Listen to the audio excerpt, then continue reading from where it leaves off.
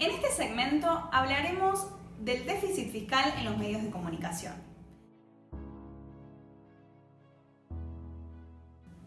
En este contexto, el gobierno propone 3 soluciones para el déficit fiscal. En primer lugar, hablamos de una reducción del gasto público. Esa es una de las características con las que empezó el gobierno de Cambiemos. De hecho, podemos recordar el gran aumento en la cantidad de despidos del sector público, entre otras cosas. Así también, por ejemplo, el periodista Jueguen sugiere que toda esta reducción que hubo en el gasto público puntualmente afecta al sector de vivienda, transporte, agua y alcantarillado. En segundo lugar, el gobierno considera como solución el aumento en la recaudación tributaria, lo cual, hablando mal y pronto, sería el aumento en los impuestos que nosotros como ciudadanos vamos a pagar. En tercer lugar, como solución, cabe también el endeudamiento externo. De hecho, eso ya está en curso. El gobierno ha comenzado toda una negociación con el FMI que, de lograrse el déficit cero, para el 2021 habremos aceptado 56.300 millones de dólares como asistencia. Que además de estos 2 déficits de los que hablábamos antes, el déficit primario y el déficit externo, o secundario, o financiero, depende de cómo se lo llame, hay un tercer déficit, el déficit social, que está estrechamente vinculado con el sufrimiento humano como consecuencia de las políticas económicas que lleva a cargo el Estado. Es interesante que Humberto Zambón no es el único que compara la Argentina con Grecia. De hecho, un artículo del Instituto para el Desarrollo Social Argentino también lo hace, y lo que comenta es muy interesante.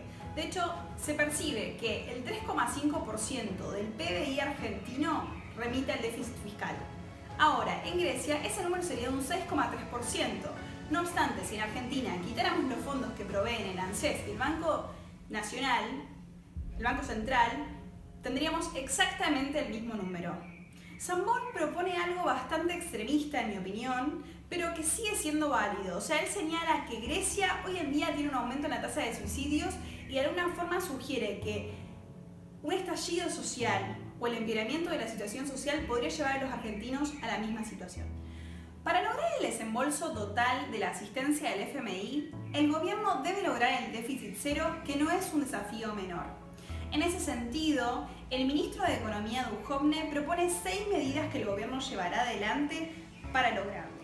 En primer lugar, tenemos el ahorro en la inversión pública, algo de lo que ya hemos hablado, que, reiteramos, está vinculado con el agua, la vivienda, el transporte y el alcantarillado, entre otras cosas. En general, infraestructura.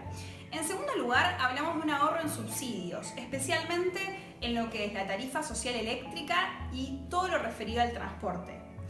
En tercer lugar, hablamos de una reducción en remuneraciones y gastos operativos, lo que está directamente vinculado con el congelamiento del ingreso del personal público. En cuarto lugar, hablamos de una reducción de gastos corrientes, luego una suspensión en la reducción de los aportes patronales, algo que afecta de forma directa al sector privado, y por último, el ingreso adicional por el impuesto a las exportaciones, algo que el Estado ya se había comprometido a no hacer. La aplicación de estas medidas permitirá al Estado no solo dejar de financiar los mercados, como así lo dijo Duhovne, sino también poder ahorrar 6.000 millones de dólares.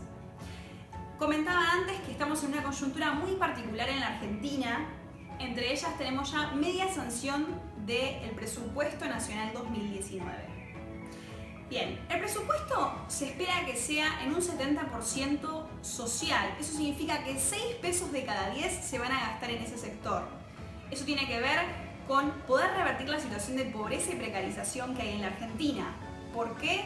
Porque hoy en día más de 1/3 de la población está por debajo de la línea de pobreza.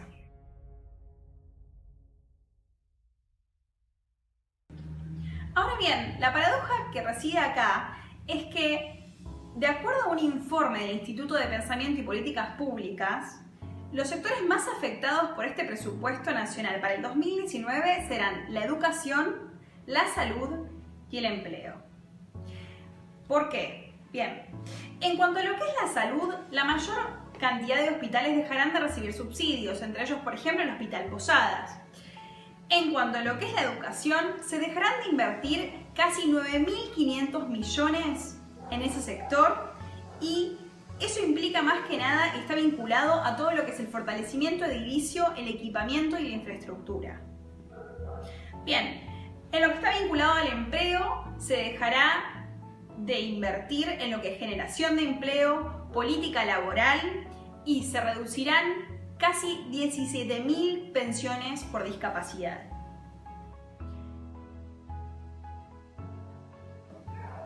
Actualmente la Argentina se encuentra en un momento único y no soy la única que lo dice. De hecho, en los distintos medios se habla de esta situación económica en particular. Estamos en un punto de inflexión que implicaría o una caída mayor o una salida dolorosa. No obstante, no hay ninguna solución que no implique sufrimiento y sacrificio para el pueblo, para nosotros, para los ciudadanos. Me gustaría cerrar este segmento con una cita del diario El País Digital, es un diario argentino, que en mayo del 2018 ya anticipaba parte de lo que hoy en día es nuestra situación. Llegado a cierto punto, los países toman deuda para enfrentar los vencimientos de crédito y sacrifican partidas sociales para equilibrar cuentas.